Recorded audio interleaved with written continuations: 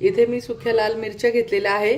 त्यानंतर इथे मी एक मोठा चमचा धणे घेतले, इथे कढीपत्ता घेतला आहे भरपूर, इथे मी अर्धा चमचा म्हणजे 12-13 हे काळी मिरी आहे, त्याच्यानंतर अर्धा टीस्पून हा कडू मेथी आहे आपली मेथ्या, त्यानंतर 1 चमचा उडदाची डाळ आहे, 1 चमचा मुगाची डाळ आहे आणि हे 3 चमचे मी तुरीची डाळ घेतलेली आहे। इथे थोडं खोबऱ्याचा तुकडा मी असा बारीक चिरून घेतला आहे आणि वाळलेल्या मिरच्या। तर चला तर मग आता आपण हे सर्व भाजून घेऊया। त्यानंतर इथे मी अर्धा चमचा जिरे पण घेतले आणि हा 1 चमचा मी तांदूळ पण घेतलेले आहे। सर्वप्रथम आपण आधी तुरीची डाळ टाकून घ्यायची आहे आणि मुगाची डाळ, उडदाची डाळ पण टाकून घेऊया।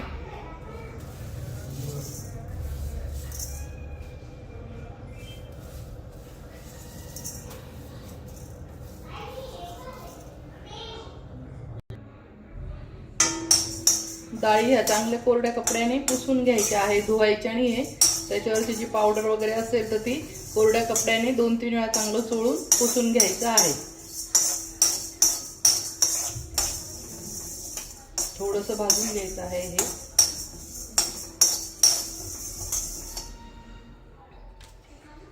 आता यात लगेच तांदूळ टाकायचे आहे।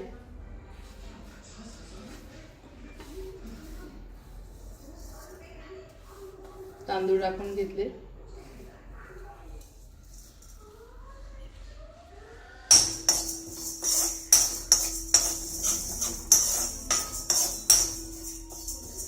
हलकेसे भाजायचे आहे, जास्त कलर पण बदलायचा नाही।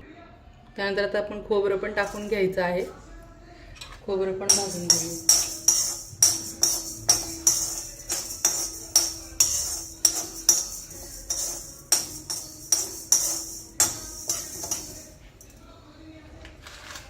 मिरच्या पण टाकून घेत आहे मी।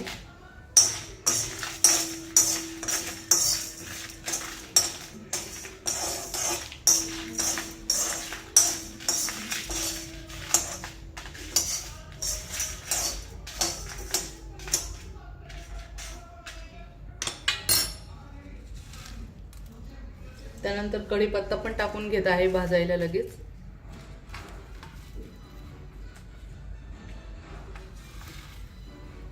इथे धणे पण टाकून घेत आहे।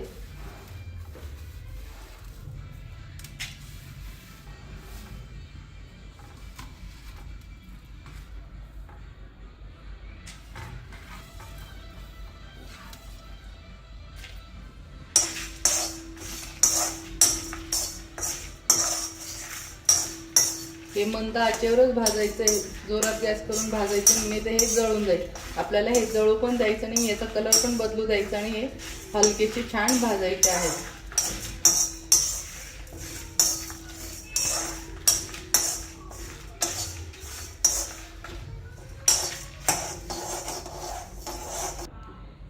आता मी इथे मी जिरे, परत मेथी दाणे आणि मिरे हे पण टाकून घेत आहे।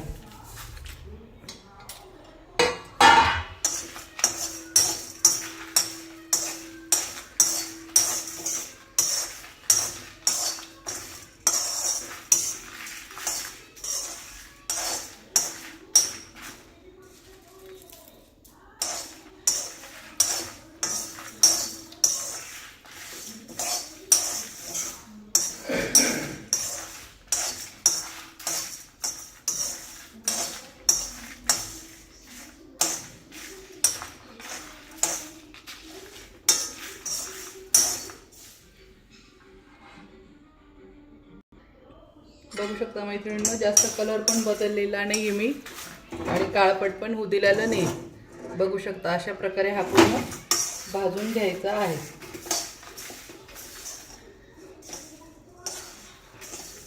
मस्त आता याचा वास पण खूप छान सुटलेला आहे। आता आपण हा काढून घेऊया एका ताटामध्ये।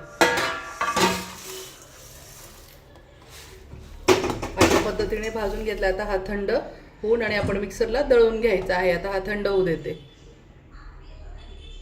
आपले मसाले थंड होत आहे तोपर्यंत मी इथे एकच छोटा चमचा, जो आपण सगळं मेथी दाणे वगैरे मोजून घेतलेले आहे त्याच चमच्याने इथे मी अर्धा म्हणजे 1 चमच्याला थोडं कमी आणि अर्धा चमच्याला जास्त, बघू शकता म्हणजे हा 1 चमचा झालं।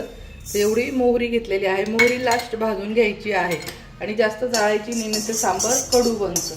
एकदम हलक्या हाताने 1 सेकंदासाठी फक्त हलकी रोस्ट करायची. गॅस बंद करायचा आहे, कढई तापेल आहे म्हणून. गॅस बंद करून गरम कढईमध्ये फक्त हलकंसं मोहरी भाजून घेऊया. मोहरी पण छान भाजली गेली. आता या मसाल्यांमध्ये मोहरी पण टाकून घेऊया.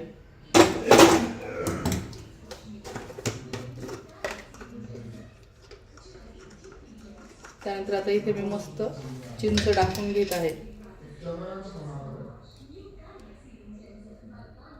इथे मी एवढा एक चिंचेचा गोळा टाकून घेत आहे.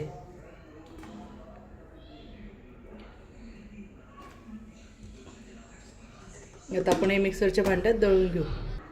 आता आपण हा सगळा मसाला हे मिक्सरच्या भांड्यात टाकून घ्यायचा आहे.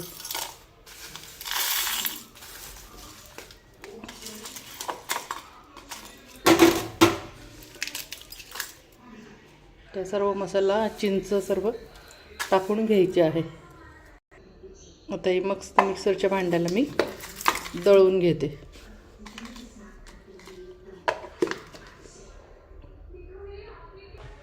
आता थोडंसं मी बारीक करून घेतलं, तर अशा वेळेस इथे आपण हळद टाकून घ्यायची आहे. आणि आता पुन्हा मिक्सरच्या भांड्याला आपण बारीक करून घ्यायचं आहे.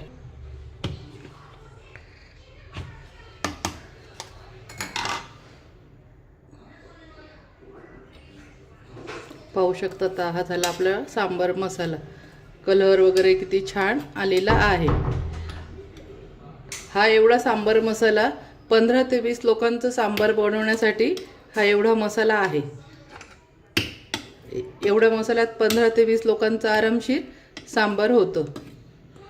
आणि अंदाज डाळीचं वगैरे धरला तर 1 किलो डाळीचं सांबार होतं. हे मस्त बघू शकतात मैत्रिणींनो.